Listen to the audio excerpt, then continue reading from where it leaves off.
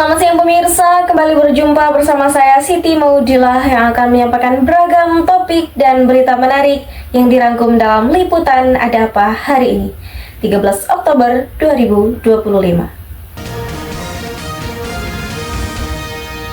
Sebelum kita masuk kepada topik berita hari ini pemirsa, seperti liputan sebelumnya, kita akan sejenak melihat praktik reportase dan investigasi oleh kelompok 4.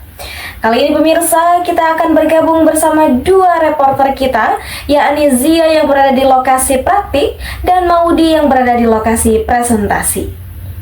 Baik, terlebih dahulu kita bergabung bersama reporter kita Zia.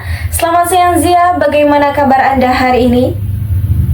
Selamat siang Siti Maudilah, masih dengan kabar baik. Kembali lagi tentunya bersama Zia dalam live report dari kelas KPI 5A.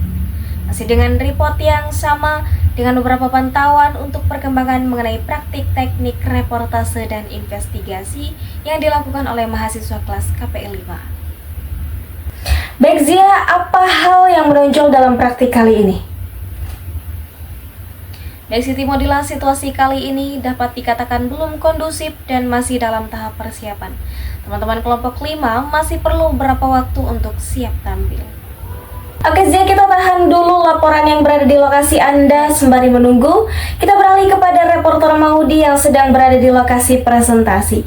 Halo, selamat siang Maudi, bagaimana kabar Anda hari ini? Halo Siti Maudilah, selamat siang, kabar yang sangat baik sekali. Kali ini bersama saya Maudi dalam live report presentasi kelas KPI 5A. Oke Maudi, bagaimana saat ini kondisi yang ada di lokasi Anda? Baik Siti Maudilah, saat ini seperti yang bisa pemirsa lihat, kelas KPI 5A sedang berdiskusi terkait materi yang memang sangat penting untuk dibahas dan dipahami oleh kelas KPI 5A. Di mana diskusi ini membahas terkait kajian etika dan hukum dalam jurnalisme data serta jurnalisme investigasi. Baik Maudi, siapa saja kali ini yang berperan dalam presentasinya?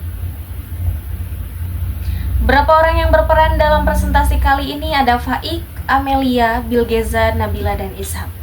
Dan untuk situasi terbaru lainnya akan kami laporkan kembali dan terus akan kami pantau.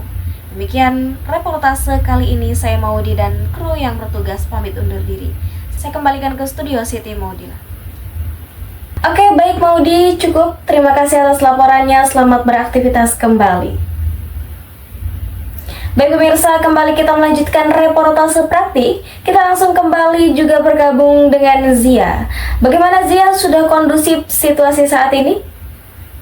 Ya Siti Maudilah, alhamdulillah praktik kali ini kelompok 5 sudah dapat tampil walaupun ada beberapa kendala teknis. Namun kelompok 5 tetap membawakan praktik ini dengan cukup baik. Kali ini kelompok 5 membawakan berita atau topik terkait ambruknya pondok pesantren Al-Khazini. Tentunya berita ini sangat menggemparkan sekali.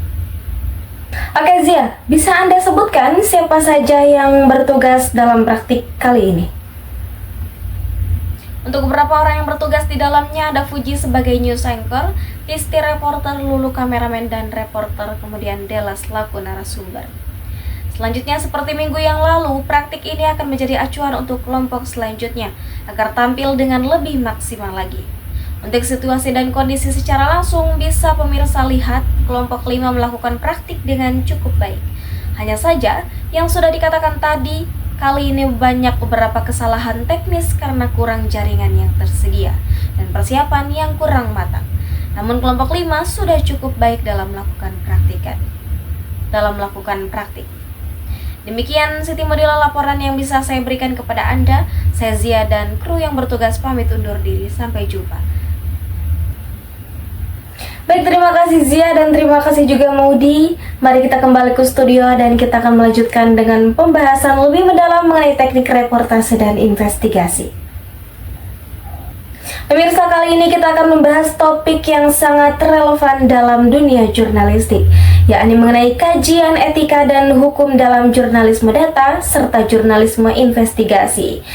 Yang ini menjadi topik diskusi kelompok 4. Kita akan menganalisis perbedaan antara kedua praktik ini dan tantangannya di era digital saat ini.